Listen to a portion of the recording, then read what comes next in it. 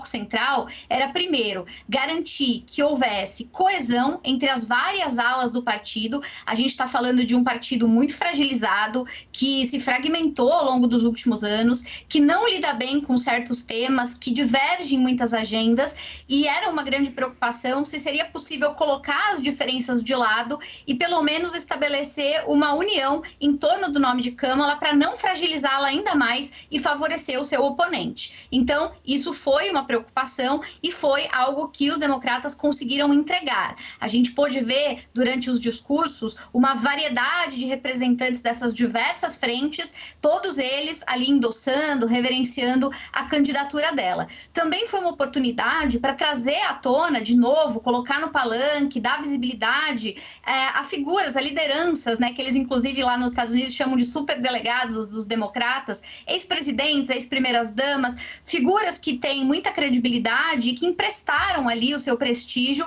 para também tornar a Kamala Harris mais famosa, mais popular nos Estados Unidos. Eles também aproveitaram essa convenção para se cercar não só da classe política, como eu ia dizendo, mas também de figuras do universo pop dos Estados Unidos, que assim como as lideranças políticas, estão de alguma maneira ajudando a empurrar essa candidatura de Kamala Harris adiante. Então, desde artistas, cantores, apresentadores de televisão, né, a gente vai de Pink a Oprah, passando por jogadores de vários esportes, né, basquete nos Estados Unidos, sem contar, e aí entra um paralelo interessante com a tua pergunta, a presença de inúmeros republicanos registrados. Figuras que historicamente pertencem ao Partido Republicano, continuam sendo parte do Partido Republicano, mas que em razão das discordâncias do que o partido se transformou em torno do trumpismo, optaram nessa eleição por, apesar de serem republicanos, endossar, votar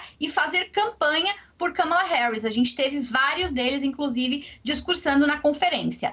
O discurso como um todo, resumindo aqui bastante, ele gira, e a gente vai ver isso na campanha da Kamala, em torno da ideia de falar com o americano médio. É uma campanha focada, sobretudo, nos trabalhadores, isso ficou bastante claro, e também em denunciar, como a gente pôde ver no nosso vídeo, a ameaça às instituições que seria o retorno de Donald Trump ao poder, principalmente falando de um governo que, segundo os democratas, seria mais radical, seria mais autoritário. Lembrando, Yuri, que o próximo presidente dos Estados Unidos, muito provavelmente, vai ser capaz de indicar pelo menos mais 2 figuras para a Suprema Corte e também vai pegar o período de renovação do plano fiscal do país. Então, tem decisões de longo prazo que estão em jogo, né? E em relação ao Trump, essa resposta do Trump, o que a gente tem percebido ainda é uma certa dificuldade de lidar com as transformações que ocorreram nos democratas. O Trump tem feito comícios, postado, mas a estratégia de campanha dele ainda não parece estar emplacando.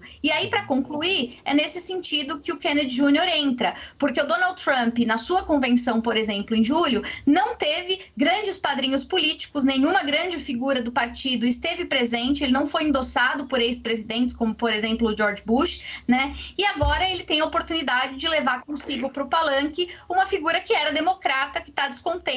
É uma forma de capitalizar para ele, Yuri.